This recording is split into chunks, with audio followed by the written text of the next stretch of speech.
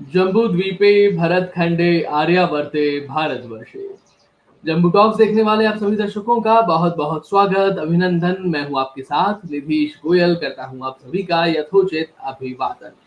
भारत, जिसके बारे में सदियों से, सहस्त्राब्दियों से कई सारी कहानियां प्रचलित हैं, और आज भी विश्व में चाहे कोई भी देश हो, वो भारत के पक्ष की बात करे, भारत की विपक्ष की बात करे, लेकिन भारत को नजरअंदाज करके कोई नहीं चल सकता। अभी तक हमने इंडोलॉजी में ग्रीक की बात की, यानी कि यूनान की बात की, फ्रेंच की बात की, जर्मन की बात की, ब्रिटिश की बात की, और आज हम जिस देश की बात करने वाले हैं वो इस समय, तत्कालीन इस समय की दुनिया में, हालातों में सर्वशक्तिशाली देश माना जाता है। आप समझ गए होंगे, I am talking about the United states of America, यानी कि यूएसए, अमेरिका। अमेरिका में भी भारत के साथ में रहे दो चीजें जुड़ी हुई हैं। वहां पर भारत के भक्त लोग भी मौजूद हैं, और हिंदुत्व विरोध की बात करने वाले, यानी कि भारत विरोध की बात करने वाले लोग भी वहां पर उपस्थित हैं। और इन दोनों के बीच में आपसी टकराव की संभावना लगातार बनी रहती है, टकराव होता रहता है, होता रहा है। ऐसे में अमेरिकन इंडोलॉजी भारत के संदर्भ में किस तरीके की भूमिका रखती है, क्या कुछ बातें करती है, क्या कुछ उसका इतिहास रहा है, ये सब कुछ हमें जानना जरूरी है। तो आइए जरा इनके बारे में थोड़ा जानते हैं। आप सभी से निवेदन है कि ये जम्बू टॉक्स है, ये जम्बू थॉट्स है, इस विचार को पूरे अधिकार के साथ में ग्रहण कीजिए। अगर आपने अब तक भी हमारे चैनल को सब्सक्राइब नहीं किया है, डू सब्सक्राइब द चैनल, बगल वाली घंटी दबाकर बेल आइकन एक्टिवेट करें, जिससे हमारे सभी वीडियो नोटिफिकेशन आप तक पहुंच सके।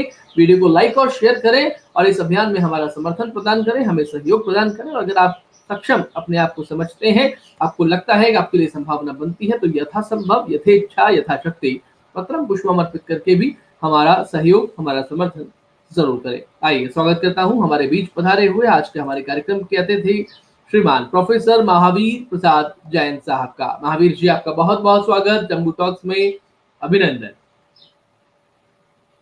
निदेश जी धन्यवाद। आपने जब भी बात कही कि भारत का हजारों सालों से बहुत महत्व रहा है और भारत के बारे में हमेशा काफ़ी सोचा गया है, उसके बारे में बहुत कुछ कहा गया है, उसकी संस्कृति, उसके समाज के बारे में, उसके इतिहास के बारे में अध्ययन करने की कोशिश की गई है। तो ऐसा हमेशा होता रहा है। अमेरिका इस समय एक बड़ा शक्तिशाली देश है और अमेरिका को एक तरह से ये कहा जाता है कि मेल्टिंग पोट ऑफ कल्चर्स, इस तरह से अमेरिका है। तो अमेरिका ये एक तरह से विश्व के विचारों का प्रतिनिधित्व करता है। तो यहाँ किस तरह की इंडोलॉजी रही है और अभी है, इसके बारे में हमको सोचना है। तो अमेरिका में जो इंडोलॉजी की शुरुआत हुई है 19वीं शताब्दी के मध्य में, स्वामी विवेकानंद के अमेरिका जाने से करीब आधी शताब्दी पूर्व एक तरह से इंडोलॉजी की शुरुआत वहाँ हुई। तो उस समय दो प्रकार के विचार भारत के बारे में प्रचलित थे। कुछ ऐसे लोग थे जो भारत के बारे में बहुत अच्छा सोचते थे, भारत की संस्कृति के बारे में जानकारी प्राप्त करना चाहते थे, भारत के दर्शन में उनकी रुचि थी, इस तरह के लोग थे। और कुछ ऐसे लोग थे जो भारत विरोधी विचार रखते थे। तो सबसे पहले मैं इनके बारे में थोड़ा सा बताता हूँ। प्रारंभ में भारत के बारे में एक विरोधी विचार ये रहा है, और विरोधी विचार रहने का कारण ये था कि इंग्लैंड के कुछ विचारक थे, उनका प्रभाव अमेरिका के लोगों पर पड़ा था। और इस तरह के विचारकों में एक चार्ल्स ग्रांट, एक शुरू में तो ईस्ट इंडिया कंपनी का अधिकारी था भारत में, और उसके बाद में वो इंग्लैंड में वहाँ की पार्लियामेंट का मेंबर भी बना, और वो इंग्लैंड में ईस्ट इंडिया कंपनी में भी बड़े पद पर रहा। तो ये भारत में ईसाई धर्म फैलाना चाहता था और इस कारण इसने भारत के बारे में बड़ी उल्टी सीधी बातें कही कि भारत के लोग बहुत पिछड़े हैं, यहाँ के समाज में कई बुराइयां फैली हुई है और इनको सुशिक्षित और सिविलाइज करने की आवश्यकता है। तो इस तरह की बातें चार्ल्स ग्रांट के द्वारा कही गई थी और चार्ल्स ग्रांट का ही एक सहयोगी था क्लाउडियस ब्यूकेनन। इंग्लैंड की इंडोलॉजी के बारे में बताते हुए इसकी चर्चा हुई थी कि ब्यूकेनन ने जो कुछ भी भारत के बारे में लिखा और लिखवाया, यानी खुद भी काफी लिखा, उसने भारत के यात्राओं के वृतांत उसने लिखे, जिसमें भारत को जितनी गालियां वो दे सकता था, जितनी बुराई कर सकता था, वो सब ब्यूकेनन ने की थी। और इसके अलावा उसने प्राइज ऐसे लिखवाए थे जिसके द्वारा भारत के बारे में गलत बातों का प्रचार ये इसके द्वारा किया गया था। इसके अलावा एक इतिहासकार जेम्स मिल, उस जेम्स मिल के विचारों पर भी क्लाउडियस ब्यूकेनन का बड़ा प्रभाव पड़ा था और क्लाउडियस ब्यूकेनन ने जिस तरह की बातें कही उसी तरह की बातें जेम्स मिल ने भारत के बारे में कही थी। तो ये जो लोग थे, जिस तरह के लोग थे, और इनके अलावा और भी इस प्रकार के लोग उस समय में रहे, इन तीन को तो उनका प्रतिनिधि एक तरह से कहा जा सकता है। तो इस तरह के जो लोग थे, उनके कारण भारत के बारे में एक खराब विचार अमेरिका में फैला। यानी अमेरिका में ये इंग्लैंड के प्रभाव के कारण फैलने का कारण ये है कि इंग्लैंड और अमेरिका, इनके बीच में बहुत पुराने समय से तालमेल रहा है, क्योंकि इंग्लैंड के लोग ही वहाँ सबसे ज़्यादा प्रारंभ में जाकर के बसे थे और इसलिए जो पूर्वी यूएस का पूर्वी इलाका है उसको न्यू इंग्लैंड इसी कारण से कहा जाता है कि सारे इंग्लैंड के लोग बसे थे और इसलिए इंग्लैंड के विचारों का वहाँ प्रसार हुआ था।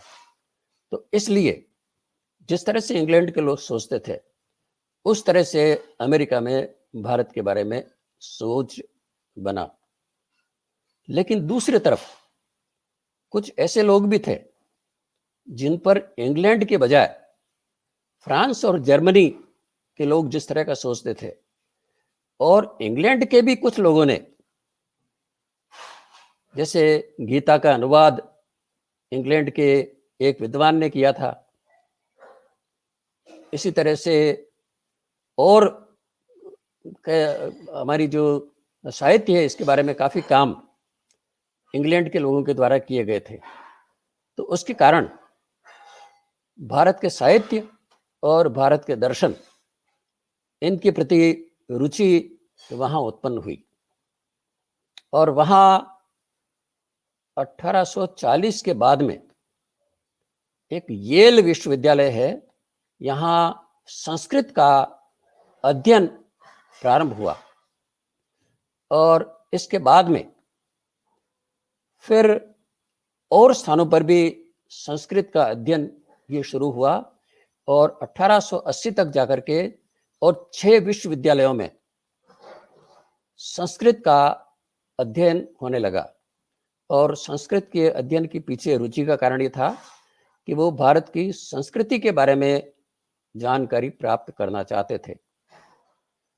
तो संस्कृत का अध्ययन करने वालों में एक विटनी नाम का एक विद्वान था, उसने संस्कृत के ग्रामर इस पर पुस्तक लिखी।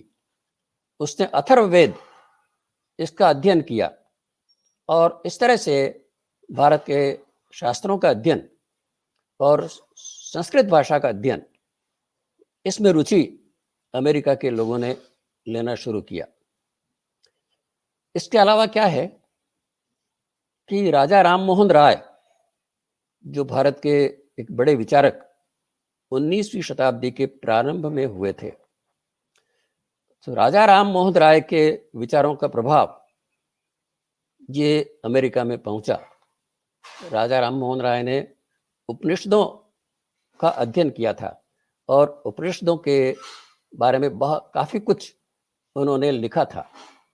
और राजा राम मोहन राय आधुनिक विचारों के थे और उन्होंने अगर प्राचीन काल में कुछ बुराइयां थी समाज में, या उस समय समाज में अगर कुछ बुराइयां दिखाई देती थी, तो उनकी भी उन्होंने आलोचना की थी। जैसे सती प्रथा, इसका विरोध ये राजा राम मोहन राय ने किया था, और उन्होंने इस बात पर जोर दिया था कि भारत के लोगों को पश्चिम की भाषा और पश्चिम का विज्ञान, इससे इसका अध्ययन करना चाहिए और इसका लाभ उठाना चाहिए।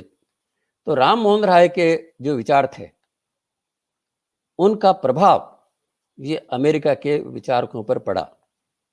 और मैं आपको 2-3 लोगों के नाम लेता हूं कि जो बहुत ज़्यादा भारत की संस्कृति से प्रभावित हुए। उनमें एक है Ralph Waldo immersion. Ralph Waldo immersion, इसकी मृत्यु स्वामी विवेकानंद के अमेरिका जाने से 11 साल पहले हुई थी। 1882 में इसकी मृत्यु हुई। तो ये भारत के दर्शन से बहुत ज़्यादा प्रभावित था। ये गीता, इसका अध्ययन हमेशा करता था, गीता से बड़ा प्रभावित था। ये उपनिषदों से बहुत प्रभावित था और उपनिषदों का भी इसने अध्ययन किया। और गीता और उपनिषद, इनसे ये इतना प्रभावित हुआ था कि इसने अमेरिका में इन विषयों पर, गीता उपनिषद वगैरह के बारे में करीब 1500 व्याख्यान उसने अमेरिका में दिए। और अमेरिका में भारत के बारे में जो कुछ अच्छे विचार बने, यानी स्वामी विवेकानंद के जाने पहले ही, तो इसमें राल्फ वाल्डो इमर्सन, इसका बहुत बड़ा योगदान है। ये इमर्सन एक कवि भी था, और कवि होने के साथ साथ एक अच्छा लेखक और एक बहुत अच्छा वक्ता था। तो इसका बड़ा प्रभाव ये अमेरिका में हुआ। और ये इमर्सन तो, उस पर तो उपनिषदों का और जो वेदांत का चिंतन है, इसका इतना प्रभाव हुआ कि वो ये कहता था कि जो कुछ भी विश्व में है, ये सब कुछ ब्रह्ममय है। यानी जिस तरह से हमारे यहाँ कहा जाता है सर्व खलु इदम ब्रह्मम, ये जो कुछ भी ब्रह्मांड में है, ये सब ब्रह्म से व्याप्त है। तो ये इस विचार को इस राल्फ वाल्डो इमर्सन ने अमेरिका में फैलाया। इसके अलावा उसने एक बात कही कि सत्य को स्वयं व्यक्ति को अनुभव करना पड़ता है। यानी ये जो योग का सिद्धांत है कि योग को योग के द्वारा ही जाना जा सकता है, तो उस तरह की बात कही इसने कि सत्य को स्वयं को अपने प्रयत्नों से इसका अनुभव करना पड़ता है। किसी दूसरे के सिखाने से सत्य का अनुभव नहीं हो सकता। योग के द्वारा, चिंतन के द्वारा, अध्यात्म के द्वारा, ये यानी स्पिरिचुअलिटी, इसके द्वारा ये सत्य का अनुभव किया जा सकता है। तो ये इस तरह का राल्फ वाल्डो इमर्सन का विचार था। और ये इमर्सन जैसे जिस तरह के जो लोग हैं, उनको एक तरह से उनके लिए अनुभवातीत इनको कहा जाता है कि अनुभवातीत चिंतन, अनुभवातीत ध्यान, इस अनुभवातीत ध्यान के ट्रांसेंडेंटल ध्यान, इसके ये पक्षधर थे। तो राल्फ वाल्डो इमर्सन एक व्यक्ति था इस तरह के लोगों में। ऐसा ही एक और था, हेनरी डेविड thoreau। ये हेनरी डेविड thoreau, इसके भी विचार, ये भी बहुत बड़ा कवि था, और इसके विचार भी इमर्सन से ये उसी के विचारों का था। और ये हेनरी डेविड thoreau जो है, ये बहुत अच्छा कवि था। इसकी कविताओं में गीता, गंगा, वेद इत्यादि का जिक्र जो है, ये इसकी कविताओं में है। तो इस thoreau ने भी भारत की संस्कृति को, भारत के दर्शन को लोगों तक पहुंचाने में इसने बड़ा योगदान दिया। इसी तरह एक और व्यक्ति था वाल्ट विटमैन।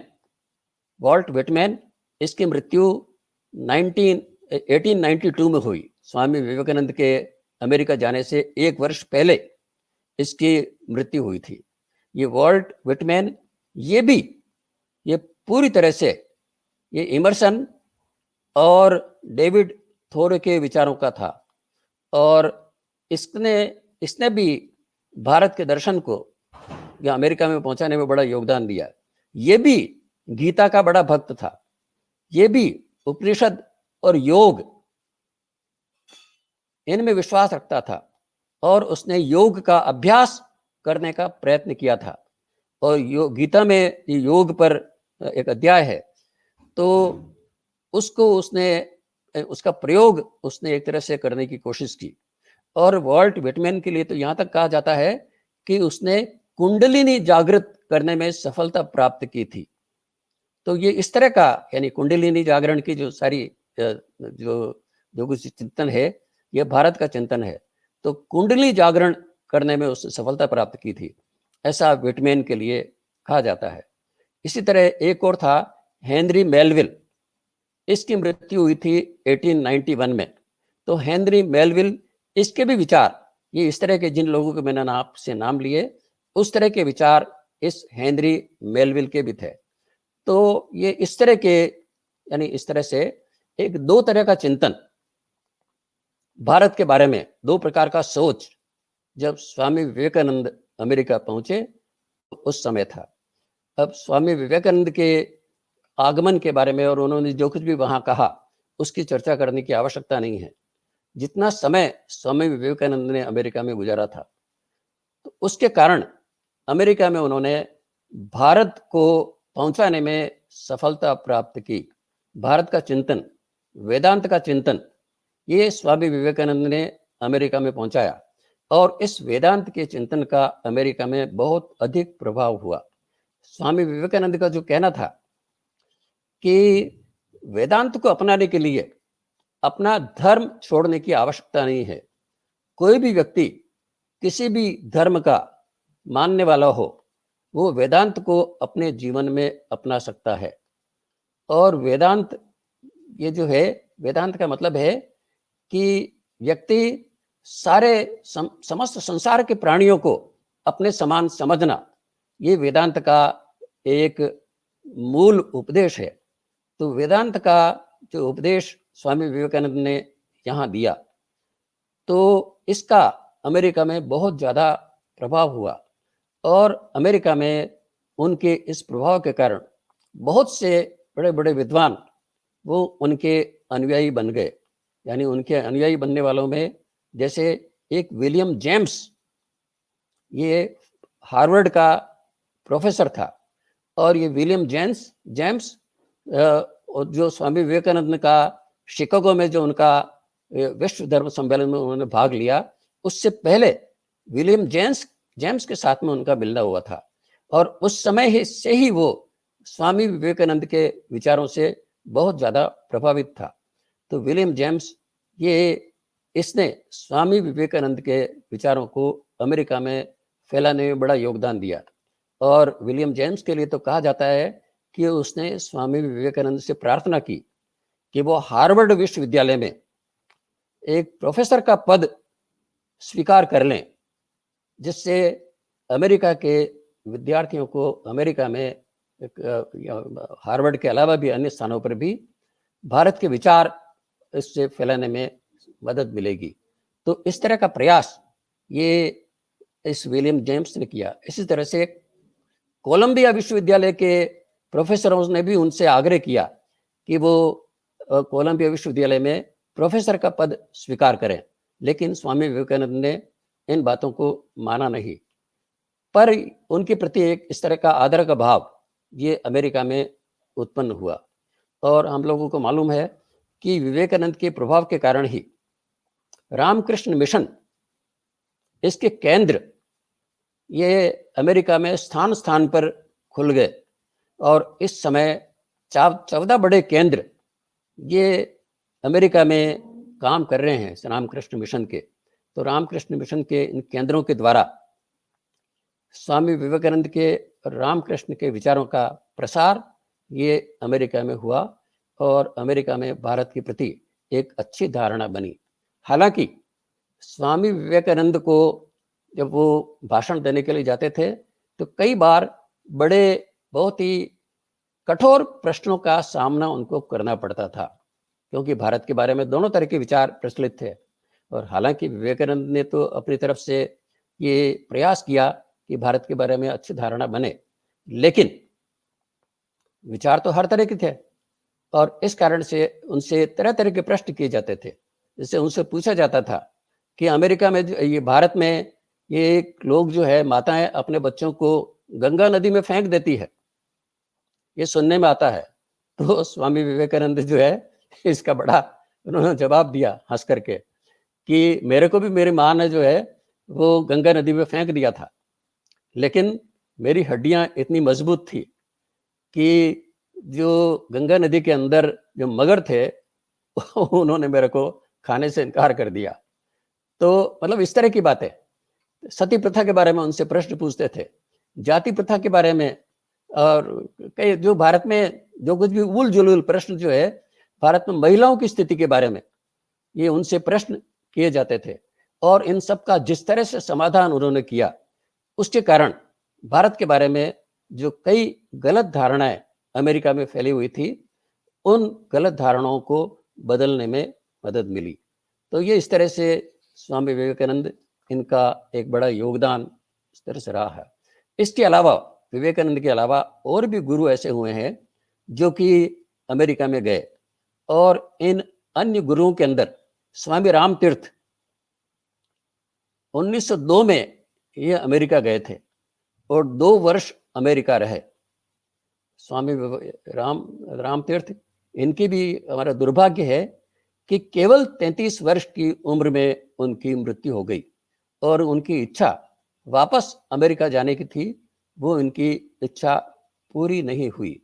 नहीं, राम तीर्थ जो है वो उन्होंने 2 वर्ष तक जो काम किया, तो उन्होंने वहां जो बातें कही, उन्होंने एक तो व्यावहारिक वेदांत, इसके बारे में अमेरिका में प्रचार किया। उन्होंने ये कुछ बातें कही कि स्त्री शिक्षा, इसका प्रसार होना चाहिए। इसी तरह उन्होंने गरीबों की शिक्षा, जो निम्न वर्ग के लोग हैं, उनमें शिक्षा का प्रसार होना चाहिए, और युवा शिक्षितों की समाज को बहुत आवश्यकता है। इस तरह की बातें जो स्वामी राम तीर्थ ने कही, तो वो एक ऐसे विचार थे कि जो ये प्रकट करते थे कि ये सब कुछ स्वामी राम तीर्थ भारत के लिए चाहते हैं। तो राम तीर्थ के विचारों का भी बड़ा असर अमेरिका में हुआ। इसके अलावा बहुत अधिक असर एक जो भारत के सन्यासी का हुआ, वो है परमहंस योगानंद। परमहंस योगानंद, इनका जीवन काल भी कोई बहुत लंबा तो नहीं रहा। 1893 से 1952 इनका जीवन काल है, और ये 27 वर्ष की उम्र में अमेरिका चले गए थे, यानी 1920 में, और उसके बाद में मृत्यु पर्यंत 32 वर्ष ये अमेरिका रहे। और अमेरिका में ये सबसे पहले बोस्टन पहुंचे थे, और बोस्टन के बाद में फिर इन्होंने अमेरिका में अनेक स्थानों पर कुछ साल तक भ्रमण किया, और भ्रमण करने के बाद में फिर ये लॉस एंजलिस वहाँ जाकर के सेटल हो गए। उन्होंने अमेरिका के हजारों लोगों को क्रिया योग, इसकी शिक्षा दी। और इस समय अमेरिका में ये स्थिति है कि अमेरिका के हर नगर में ये क्रिया योग के केंद्र खुले हुए हैं। तो अमेरिका के सैकड़ों नगरों में अध्यात्म को, भारत के अध्यात्म को फैलाने में इनका बहुत बड़ा योगदान रहा है। 1946 में इन्होंने ऑटोबायोग्राफी ऑफ ए योगी, इस नाम की एक पुस्तक लिखी, और ये पुस्तक जो है वो इतनी प्रचारित हुई, इतनी प्रसिद्ध हुई कि अमेरिका के बेस्ट सेलर पुस्तकों में इसकी गणना होती है। इसकी अनेक भाषाओं में इसका अनुवाद हुआ है, और इसकी 40 लाख से ज्यादा कॉपीज इस पुस्तक की बिकी हैं।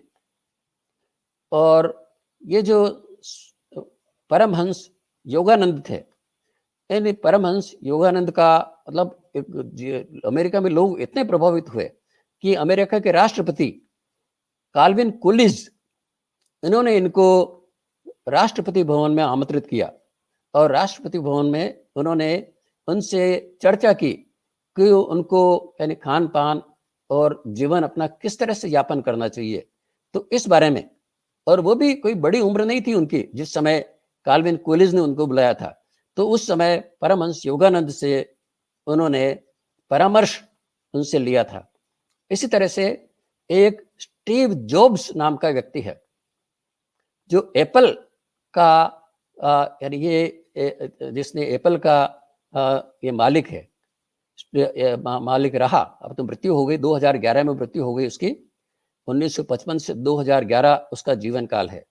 ये स्टीव जॉब, इसने बहुत मामूली स्थिति से प्रारंभ किया था और एक बहुत बड़ा उद्योगपति ये बन गया।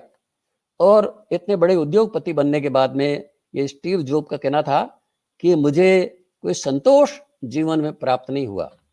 और उसके बाद में 1927 में ये इनसे मिला परमानंद योगानंद से, और परमानंद योगानंद से मिलने के बाद में उनसे इतना प्रभावित हुआ कि उसका सारा जीवन योगानंद से मिलने से बदल गया।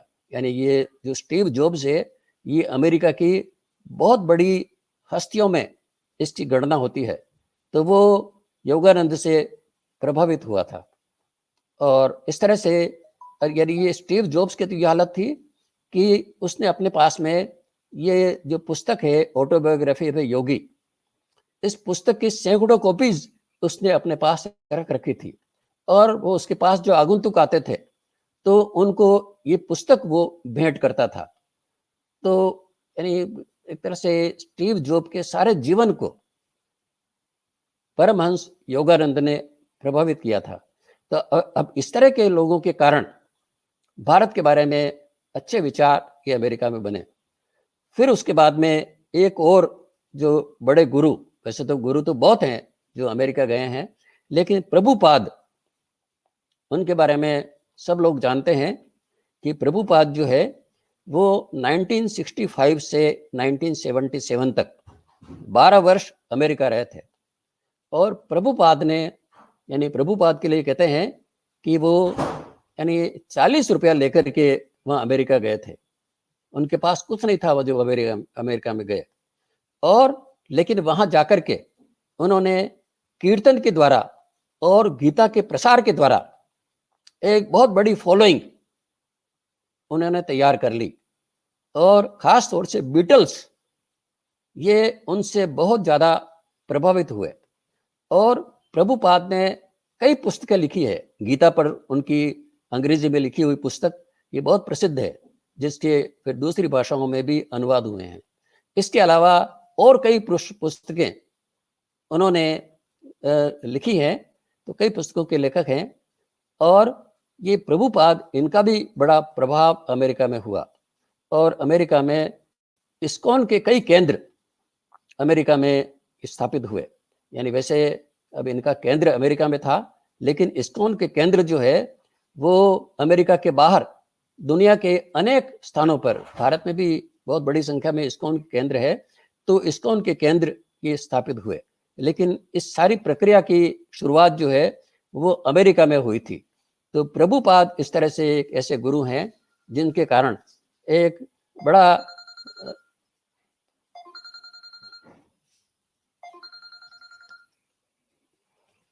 प्रभुपाद इनका भी बड़ा प्रभाव ये अमेरिका में हुआ और अमेरिका में लोगों के विचारों को प्रभावित करने में इनका भी बहुत बड़ा योगदान रहा है।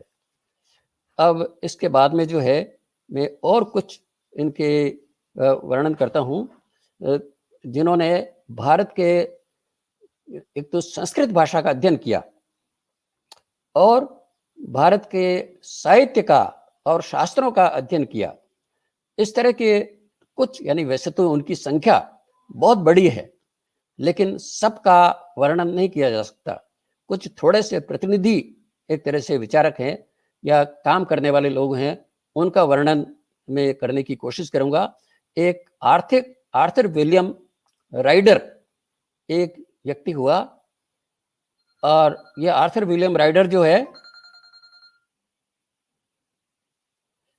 ये अमेरिका में अनुवादक के रूप में इसको बहुत ज़्यादा सम्मान प्राप्त है। इसको अमेरिका में महानतम अनुवादक कहा जाता है, और इसने संस्कृत के अनेक ग्रंथों के अनुवाद किए।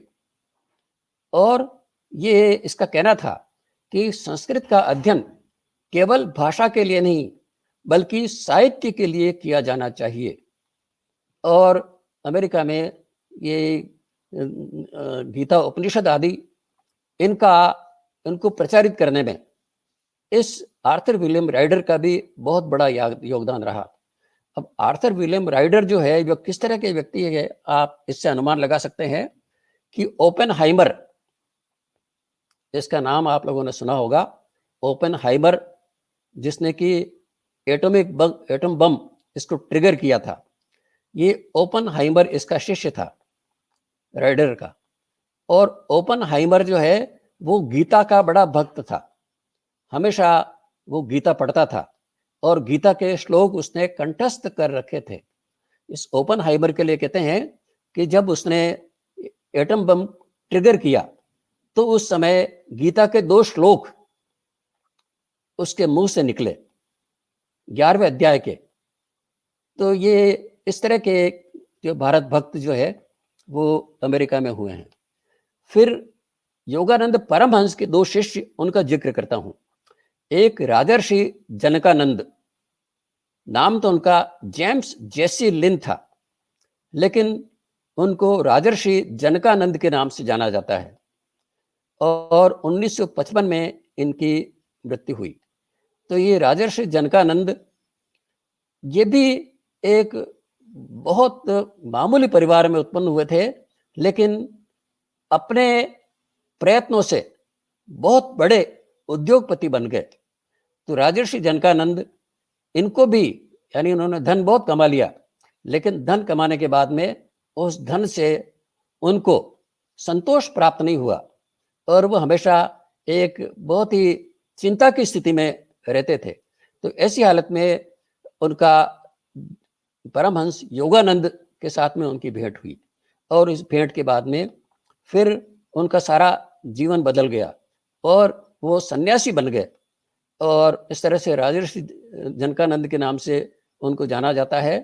और ऐसे व्यक्ति के हिंदुत्व ग्रहण करने से अमेरिका के लोगों पर, यानी एक बहुत बड़े वर्ग पर इन बातों का प्रभाव पड़ता है, हम आसानी से अनुमान लगा सकते हैं। तो इस तरह से ये एक राजर्षि जनकानंद है। एक दया माता, ये भी एक अमेरिकी महिला थी, राचेल राइट इसका नाम है, इनका नाम है राचेल राइट। इनका काफी बड़ा लंबा जीवन रहा। 1914 में इनका जन्म हुआ था और कुछ वर्ष पहले 2010 में इनकी मृत्यु हुई। तो राजर्षि जनकानंद जो है वो तो ये परमहंस योगानंद के बाद में जो योगानंद की संस्था थी उसके प्रमुख बने थे। और राजर्षि जनकानंद के बाद में फिर दया माता, वो उसके बाद में 1955 में इसकी अध्यक्षा बनी, और उसके बाद में 55 वर्ष तक वो उसकी अध्यक्षा रही। और ये जो दया माता है, इनका भी बड़ा प्रभाव अमेरिका में पड़ा। एक इसी तरह के जो विचारक हैं उनमें जेडी सेलिंगर, ये भी वेदांत का मानने वाला था और वेदांत में बड़ा विश्वास था इसका, और ये बड़ा जनप्रिय लेखक था। और इसकी एक खास बात यह है, मैं संक्षेप में कुछ बातें बता रहा हूं, इसकी खास बात यह है कि ये 4 आश्रमों की जो हमारी व्यवस्था है, इस 4 आश्रमों की व्यवस्था, यानी ब्रह्मचर्य और गृहस्थ, वानप्रस्थ, संन्यास, 4 आश्रम जो होते हैं, इस 4 आश्रमों की व्यवस्था में इसका विश्वास था कि ये भारत में बहुत ही अच्छी व्यवस्था है, और इसका उसने अपने जीवन में पालन करने का प्रयास किया। ये गीता का नित्य पाठी था, हमेशा गीता पढ़ता था, और इस तरह से इसने एक तरह से पूरी तरह से हिंदुत्व को स्वीकार कर लिया था। तो जेडी सेलिंगर, इसका भी जीवन काल जो है वो काफी लंबा रहा, 1919 से 2010 इसका जीवन काल है। एक ह्यूस्टन स्मिथ, ये एक बहुत बड़ा विचारक अमेरिका में हुआ है, और ह्यूस्टन स्मिथ, इसका बहुत प्रभाव अमेरिका में हुआ है। 97 इयर्स की एज में 2016 में इसकी मृत्यु हुई। ह्यूस्टन स्मिथ, हालांकि उसने अंत समय तक ईसाई मत नहीं छोड़ा, लेकिन ईसाई मत नहीं छोड़ते हुए भी वो पूरी तरह से भारत का भक्त था, और उसका कहना था कि भारत की एक बहुत बड़ी देन दुनिया भर के लिए है। वो कहते थे कि भारत का दर्शन ये दुनिया को अमूल्य देन है, और वो ये कहता था कि यानी ये जो भारत का धर्म है ये दुनिया का धर्म है, द वर्ल्ड्स रिलीजन, इस तरह का वो भारत के धर्म के बारे में कहता था। और हठ योग, इसका वो अपने इसकी जो है वो हठ योग का अपने जीवन में उसने पालन करने का प्रयोग उसने अपने जीवन में किया था कि हठ योग जो है बहुत बड़ी उम्र तक वो हठ योग का प्रयोग करता रहा था। तो इस तरह से ह्यूस्टन स्मिथ है। एक फ्रेडरिक स्पीलबर्ग, ये भी बड़ा भारत का भक्त हुआ है, और ये स्पीलबर्ग जो है ये अरविंद से बहुत ज्यादा प्रभावित था, और वो अरविंद को प्रोफेट ऑफ द एज, यानी इस युग का प्रोफेट, इस तरह से वो अरविंद को, उनके अरविंद के लिए ये लिखता है। और ये संस्कृत के लिए लिखता है कि संस्कृत ये भारत के वर्तमान और अतीत इसके जीवन की शक्ति है, और संस्कृत इसका न केवल भारत बल्कि विश्व के लिए बहुत अधिक महत्व है। इस तरह का ये फ्रेडरिक स्पीलबर्ग का सोचना था। उसके बाद चार्ल्स जॉनस्टन, ये 1931 में इसकी डेथ हुई। ये थियोसॉफिकल सोसाइटी जो है उसके जो विचार थे वो पूरी तरह से भारत से प्रभावित विचार थे। तो ये थियोसॉफिकल सोसाइटी से संबद्ध था, और ये भी उपनिषद में इसका गहरा विश्वास था, उपनिषदों के दर्शन में, और शंकर के वेदांत उसका उसने अध्ययन किया था, इसको अपनाने की कोशिश की थी। इसका भी गीता को ये विश्व के लिए दर्शन मानता था। और योग सूत्र जो है, तो पतंजलि का योग सूत्र, उस योग सूत्र में इसकी बड़ी आस्था थी। और योग सूत्र ये संस्कृत के लिए ये कहता था कि संस्कृत जो है this is cultural language of the future epoch, यानी भविष्य के युग की एक ये भाषा है, एक सांस्कृतिक भाषा है, भविष्य के युग की सांस्कृतिक भाषा, इस तरह का वो संस्कृत के लिए कहता है। एक जूडिथ टाइबर्ग, 1980 में इसकी मृत्यु हुई।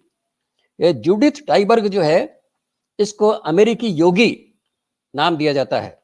ये पूरी तरह से योग को इसने अपने जीवन में अपना लिया था, और इसने भारतीय नाम ग्रहण किया, ज्योतिप्रिया ये नाम भी इसको अरविंद आश्रम में प्राप्त हुआ था। ज्योतिप्रिया ये नाम इसने ग्रहण किया था। इसने राधा कृष्ण के एक भाषण को सुना, और राधा कृष्ण के भाषण को सुनने के बाद में इसने मन में निश्चय कर लिया कि वो भारतीय दर्शन के अध्ययन में अपना जीवन लगाएगी। भारतीय दर्शन का अध्ययन और भारतीय दर्शन का प्रसार, इसी में वो अपना जीवन लगाएगी। और इसके बाद वो भारत आ गई, और भारत में उसने 25 वर्षों तक वेदों का अध्ययन किया। वेद का अध्ययन अब तक जिस तरह से यूरोपीय विद्वानों ने किया था, वो उससे संतुष्ट नहीं थी और जो वेदों के भाष्य उसने पढ़े तो उसको लगा कि ये जिस तरह के भाष्य हैं इनसे तो कुछ भी बातें समझ में नहीं आती है और ये भाष्य करने वाला चाहता क्या है ये बात समझ नहीं आती। तो और ये क्योंकि ये जो भाष्य उसने पढ़े ये पश्चिम के विद्वानों के लिखे हुए भाष्य थे, तो पश्चिम के विद्वानों के जो भाष्य थे उनसे इसको संतोष नहीं हुआ और उसके बाद में अंत में अरविंद से उसने इस वेदों के बारे में, वेदों का मर्म क्या है इसके बारे में अरविंद से उन्होंने चर्चा की और उसके बाद में वो अरविंद आश्रम में कुछ दिन जाकर के भी रही और अरविंद से मिलकर के उनको जो वेदों का मर्म है, वेदों का रहस्य है वो समझ में आया।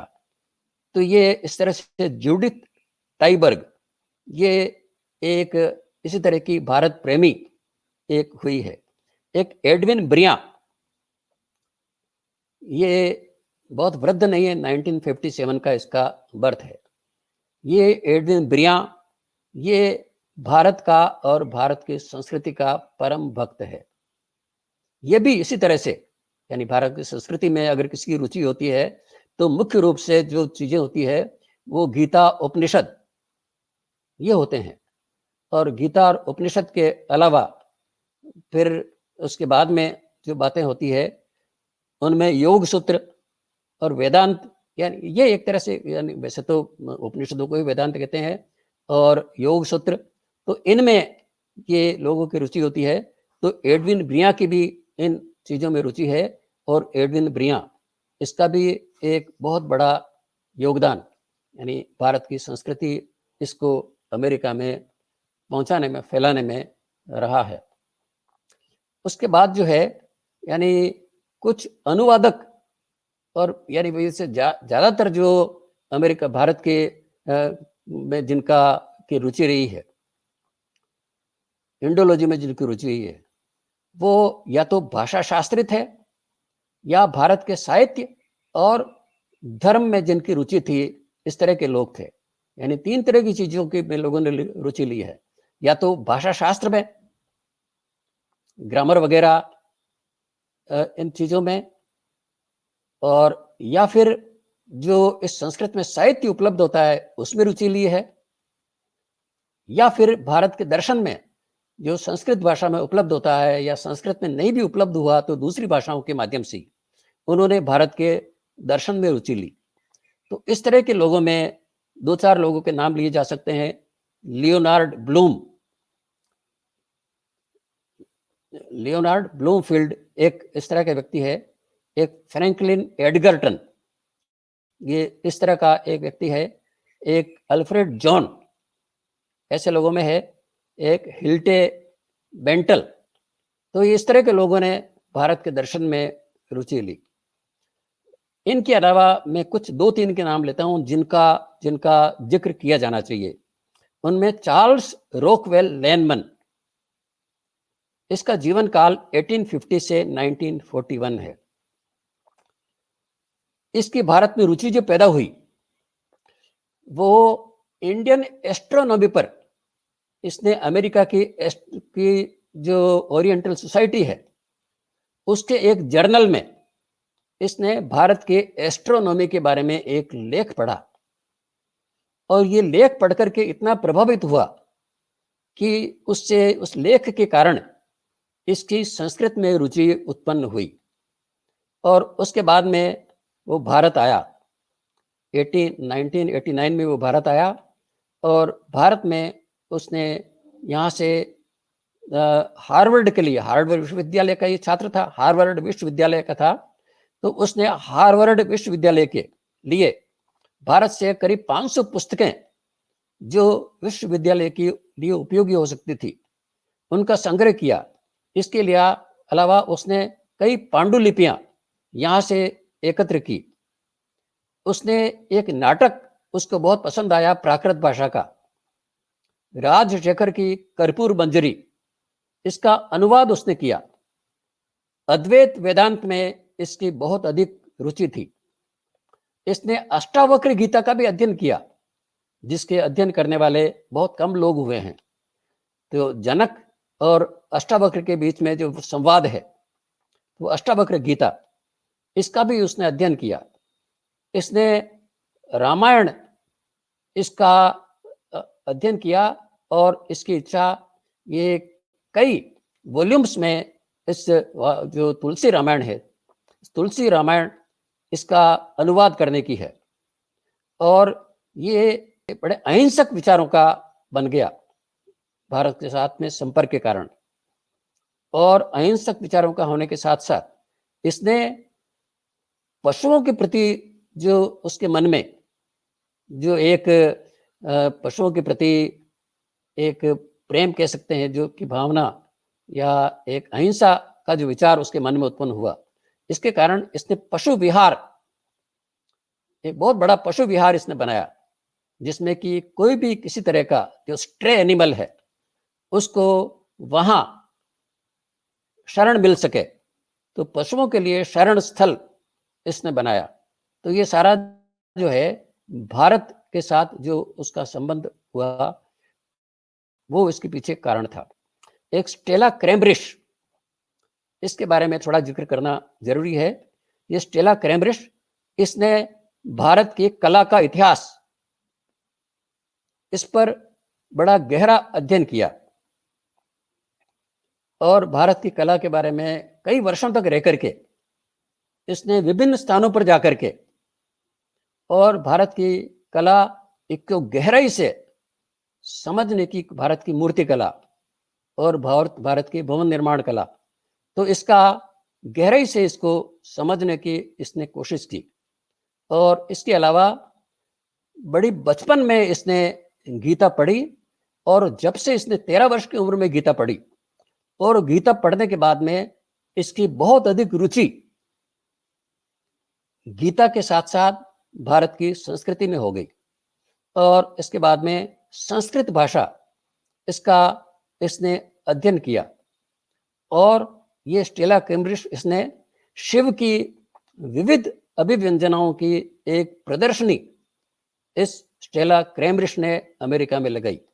तो इस तरह से स्टेला क्रैम्ब्रिश ये भी एक भारत की प्रेमी हुई है। फिर उसके बाद में एक जॉर्ज कोरोडोना,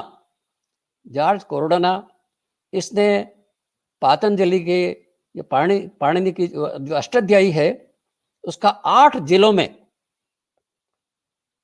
उसको तैयार लिखने की बहुत बड़ा विशाल ग्रंथ, ये पाणिनि पर इसकी लिखने की योजना है। इसके अलावा जो यहाँ की एक स्थानीय भाषाएं, इसमें भी उसने रुचि ली है। गुजराती भाषा में इसकी बड़ी रुचि है। और इसका ये कहना है कि पाणिनि और कात्यायन और पातंजलि, इनका परंपरागत तरीके से अध्ययन किया जाना चाहिए। तो ये इस तरह का, यानी ये जॉर्ज कोरोडोना। फिर उसके बाद में अब जो विवाद का विषय है, थोड़े विवाद की बातें तो प्रारंभ में मैंने कही थी। विवेकानंद के अमेरिका जाने से पहले किस तरह की स्थिति थी कि 2 तरह के लोग वहां अमेरिका में थे। अब इस समय जो है बड़ी विचित्र स्थिति है। इस समय अमेरिका में एक बड़ा समूह जो है वो एकत्र हो गया है। और ये जो समूह है, इसमें 4-5 लोग प्रमुख हैं। एक शेल्डन पोलक और एक वेंडी डोनिगर, एक नुसबॉम, एक जेफरी कृपाल। ये इस तरह के ऐसे लोग हैं जो उनके थोड़े थोड़े विचारों में अंतर है, लेकिन सारे के सारे एक थैली के चट्टे बट्टे हैं। ये हिंदुत्व के घोर विरोधी हैं। और उसके साथ साथ भारत में खास तौर से जब सत्ता का परिवर्तन हुआ तो उससे इन लोगों को बहुत परेशानी हुई। यानी होता क्या है कि आजकल राजनीतिक विचारों के कारण व्यक्ति का समाज और संस्कृति के बारे में विचार प्रभावित होता है। तो वैसे तो ये शेल्डन पोलक और वेंडी डोनिगर, ये भारत विरोधी, हिंदुत्व विरोधी विचार इनके पहले ही थे। और वेंडी डोनिगर ने तो बहुत पहले 1909 में 2009 में एक किताब हिंदुत्व पर उसने लिखी थी, हिंदुत्व की आलोचना करने वाली। तो ये इस तरह के लोग जो है, ये इस तरह का चिंतन इनका बहुत पहले से है।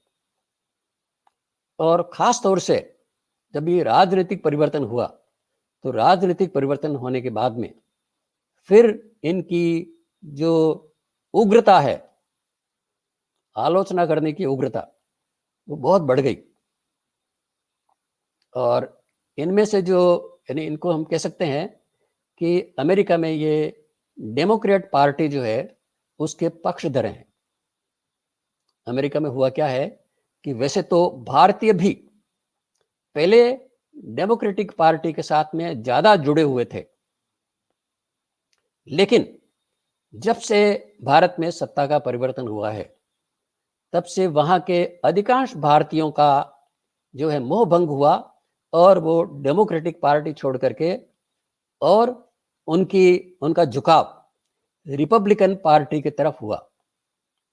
तो अधिकांश भारतीय रिपब्लिक हैं, लेकिन ये जो लोग हैं, ये जो डेमोक्रेटिक पार्टी उसके पक्षधर हैं, इनमें से, यानी अमेरिका में क्या है कि वहाँ के का जो एकेडेमिया है उसमें वामपंथियों का बड़ा वर्चस्व है। और कुछ लोग तो कहते हैं कि अमेरिका की यूनिवर्सिटीज़ में 90% तक, वैसे उनकी गिनती नहीं की जा सकती, कुछ 60% बोलते हैं, लेकिन 60 से 90% तक जो है वहाँ के एकेडेमिया में वामपंथी वो छाए हुए हैं। तो ये जो वामपंथी हैं, ये सारे के सारे, क्योंकि वामपंथी भारत में ये हिंदुत्व के विरोधी हैं, तो उसी तरह से अमेरिका के ये जो वामपंथी है, ये हिंदुत्व के विरोधी हैं। और अब मैं आपको शेल्डन पोलक के बारे में कुछ बातें बताता हूँ। शेल्डन पोलक जो है, ये संस्कृत भाषा का बड़ा ज्ञाता इसको माना जाता है, संस्कृत का पंडित। लेकिन संस्कृत भाषा का ज्ञान इसको चाहे जितना हो, लेकिन ये हमारी संस्कृति का घोर विरोधी है। और संस्कृत के लिए भी कहता है कि ये डेड लैंग्वेज है, ये शेल्डन पोलक का कहना है। और ये रामायण को राजनीतिक ग्रंथ बताता है। वो कहता है कि रामायण जो है, इसका जो स्वरूप बना है, ये 12वीं शताब्दी के बाद बना। बड़ी विचित्र बात है कि जब से मुस्लिम आक्रमण हुआ भारत में, तो मुसलमानों को क्योंकि अदर कहना था, तो मुसलमानों को अदर कहने के लिए ये रामायण इसका स्वरूप बना। अजीब बात है, यानी रामायण का जो लिखित रूप है वो भी 3री शताब्दी ईस्वी पूर्व से मिलता है। और ये श्रीमान जी ये कहते हैं कि रामायण जो है ये एक राजनीतिक पुस्तक है। और वो राजनीतिक पुस्तक में वो कहता है कि रावण जो है, यानी जो जैसे मुस्लिम भारत में आए, तो वो सारे के सारे उन्होंने राक्षसों के साथ में जोड़ दिया कि वो राक्षसी प्रवृत्ति के हैं, कि उनमें बहुत सारी बातें ऐसी हैं जो कि वो उनसे, यानी राक्षसों से मिलती जुलती बताते हैं मुस्लिम्स में, और इसलिए उनके विरोधी है। और ये शेल्डन पोलक ने जो है रामायण के बारे में जो खास तौर से लिखना शुरू किया, वो जब से बाबरी मस्जिद का जो मामला उत्पन्न हुआ है, ये बाबरी मस्जिद के बाद में इसने रामायण के बारे में लिखना शुरू किया। और इसके अलावा शेल्डन पोलक जो है, ये संस्कृत के बारे में कहता है कि ये डोमिनेट करने वाली भाषा है। संस्कृत ये एक अल्पमत की भाषा है, थोड़े से लोगों की, यानी संस्कृत है तो भाषा तो बहुत अच्छी है, भाषा की तारीफ भी करता है, प्रशंसा करते हुए कहता है कि ये अल्पमत की भाषा है जिसको कि बहुमत पर थोपा गया था। फिर वो कहता है कि ये एक ऐसी भाषा है कि जो राजाओं को सहयोग देने के लिए इस संस्कृत भाषा का उपयोग किया गया था। शासकों को सत्ता को सहयोग देने के लिए संस्कृत भाषा का उपयोग किया गया था। इस तरह का वो संस्कृत के लिए कहता है। और संस्कृत की भाषा के लिए वो यहाँ तक कहता है कि जर्मनी में जो इंडोलॉजी है, जर्मनी की इंडोलॉजी, उसको भी भारत की इंडोलॉजी ने और संस्कृत ने प्रभावित किया। वहां जो जो कुछ भी वहां हत्याकांड हुए जर्मनी में, और वो हिटलर को भारत के साथ जोड़ता है कि हिटलर ने जो कुछ भी किया उसके विचार भारत से प्रभावित थे। नाजी पार्टी के जो विचार थे वो संस्कृत और भारत के चिंतन से प्रभावित थे। इस तरह की बातें ये शेल्डन पोलक कहता है। और शेल्डन पोलक कहता है कि दक्षिणी पूर्वी एशिया में भी जो संस्कृत का प्रसार हुआ वो एक डोमिनेट करने वाली भाषा के रूप में प्रसार हुआ था, और वहां शासक वर्ग ने इस भाषा को इसलिए अपनाया कि ये भारत के शासक वर्ग की भाषा थी, और दक्षिण पूर्वी एशिया के शासक वर्ग के लोगों ने संस्कृत को अपना लिया। तो इस तरह की बातें शेल्डन पोलक जो है वो संस्कृत के बारे में करता है। और ये शेल्डन पोलक ये इस तरह के व्यक्ति है कि जो जैसे जेएनयू में जो कुछ भी जो गतिविधियां होती है तो उनका ये समर्थक है। जैसे कन्हैया कुमार का मामला हुआ था, तो उसमें जिन लोगों ने करीब 555 के करीब जो इंटेलेक्चुअल्स हैं, जिनको एकेडमिक्स कहा जाता है भारत के और भारत के बाहर के, उन्होंने जो कन्हैया कुमार के पक्ष में जो हस्ताक्षर करके भेजे थे कि उसको बंदी बनाया जाना ये स्वतंत्रता का हनन है। तो इस बात पर हस्ताक्षर करने वाले जो लोग थे उनका नेता ये शेल्डन पोलक था, कि शेल्डन पोलक के कारण ही अमेरिका में और दूसरे विदेशों के बहुत से लोगों ने ये उस पत्र पर हस्ताक्षर किए थे। तो ये यानी भारत के अंदरूनी मामलों में भी ये दखलंदाजी करने की इसकी प्रवृत्ति है। एक बहुत बुरी बात यह हुई है कि शेल्डन पोलक को एक रोहन मूर्ति ने एक संस्कृत लाइब्रेरी, ये जो नारायण मूर्ति का पुत्र है, उसने संस्कृत लाइब्रेरी का मतलब होता है कि वो इस तरह का होता है कि जिसमें संस्कृत के ग्रंथों का अनुवाद किया जाता है। उसमें एक तरफ संस्कृत भाषा का जो होता रहती है और दूसरी तरफ अंग्रेजी भाषा रहती है, उस तरह से उसका अनुवाद किया जाता है। और इस तरह के भारतीय ग्रंथों के अनुवाद के लिए ये एक जो ये लाइब्रेरी है, तो इसका प्रमुख इसको बनाया गया है। और उसका उस लाइब्रेरी में यानी अनुवाद का मतलब ये है कि वो अनुवाद में वो उसका भाष्य लिखा जाता है, और भाष्य में अपने मनमाने तरीके से उनकी संस्कृत का जो कुछ भी संस्कृत के ग्रंथ हैं उनकी व्याख्या की जाती है। तो इस काम के लिए इसको लगाया गया है। और जब इसको लगाया गया था, ये घटना 2014 की है, तो उस समय भारत के करीब 132 जो सबसे बड़े संस्कृत के स्कॉलर्स हैं, उन्होंने हस्ताक्षर करके दिए थे कि शेल्डन पोलक को इस काम से हटाया जाना चाहिए। और शेल्डन पोलक को यह काम दिए जाने का अर्थ यह होगा कि संस्कृत जो है वो हाईजैक हो जाएगी, यानी जो हमारी भाषा है, जिसमें हमारा साहित्य है, जिसमें हमारे ग्रंथ हैं, इसको एक तरह से इस पोलक के द्वारा और ऐसे विदेशियों के द्वारा इसको हाईजैक कर लिया जाएगा। तो ये सब कुछ होते हुए भी उसको हटाया नहीं गया, और उसको वो उस काम में शायद अभी भी लगा हुआ है। तो एक तो ये शेल्डन पोलक है। एक है वेंडी डोनिगर। वेंडी डोनिगर ये भी जो संस्कृत के बारे में जिस तरह के विचार शेल्डन पोलक के हैं, उसी तरह के विचार संस्कृत के बारे में इस वेंडी डोनिगर के हैं।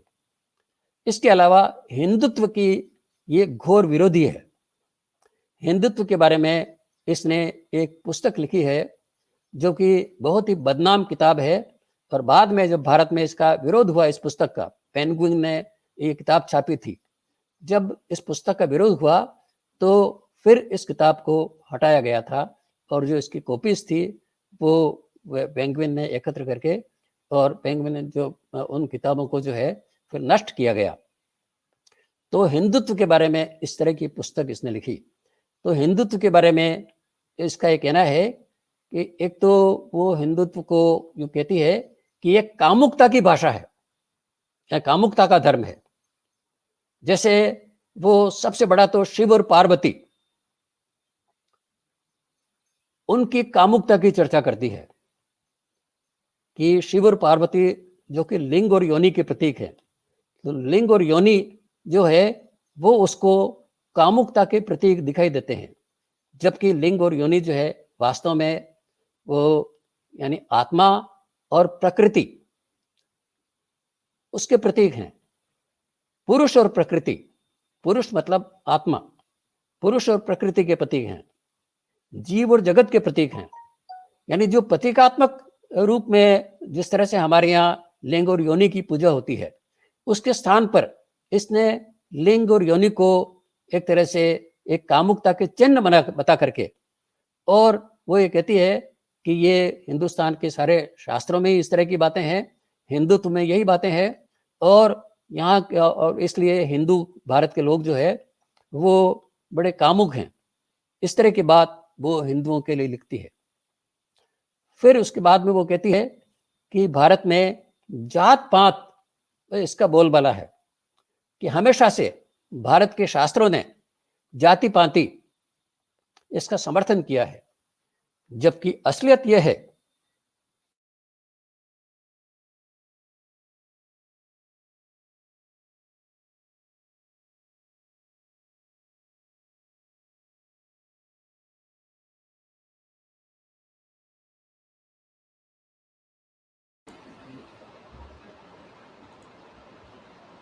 मुझे लगता है कि बोलते बोलते शायद कनेक्शन लॉस हुआ होगा। 1 घंटे की पूरा कार्यक्रम आज हमारे साथ में महावीर जी का हुआ है, और जो अंत तक आपने कहा है, जिन लोगों का उदाहरण देकर के, चाहे वो बंटी डोनिकर हो या फिर चार्लोट हो, इन सब के उदाहरणों से ही किसी कार्यक्रम की पवित्रता बनती है। जी हाँ, मैं आप सभी से एक बार फिर से कहना चाहूंगा कि ये कार्यक्रम यूं ही नहीं बन जाते हैं, बल्कि बहुत फैक्ट्स, बहुत तथ्य, बहुत मेहनत, बहुत अध्ययन इन सब कार्यक्रमों में लगातार लग रहा है। इसलिए कोशिश करिए इन्हें अधिकतम सपोर्ट करने की, किसी भी तरीके से, जिस भी तरीके से आपको समझ में आता है कि करना चाहिए, चाहे 10 लोगों को शेयर करके करना चाहिए, या पत्र पुष्पम के साथ में करना चाहिए, या स्वयं अध्ययन करके और उसको नोट्स बना करके लिख करके करना चाहिए, लोगों तक आप अपना वीडियो बना करके पहुंचा करके करें, ऐसे करना चाहिए।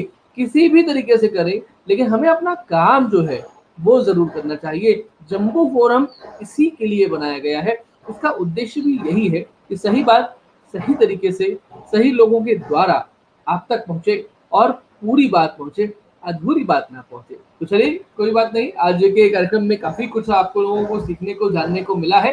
हम इतना ही आज के कार्यक्रम में पूरा करते हैं, और इसी के साथ मैं सभी दर्शकों का बहुत धन्यवाद देता हूँ, और महावीर जी का भी बहुत धन्यवाद ज्ञापित करता हूँ, क्योंकि छोटा मोटा कुछ रहा होगा, लेकिन जितना हुआ है उतना अभी बहुत हुआ है। इतना अगर हमें पढ़ने को, समझने को मिल जाए तो भी बहुत काम हो जाएगा। तो अमेरिकन इंडोलॉजी की बात आज इतने ही। अगली बार जब मिलेंगे तो फिर कुछ और बात करेंगे, लेकिन जो बात करेंगे खरी खरी करेंगे, पूरी पूरी करेंगे, भारत की बात करेंगे, जम्बू द्वीप की बात करेंगे। सभी दर्शकों का, महावीर जी का बहुत बहुत धन्यवाद। जय हिंद, जय भारत, वंदे मातरम।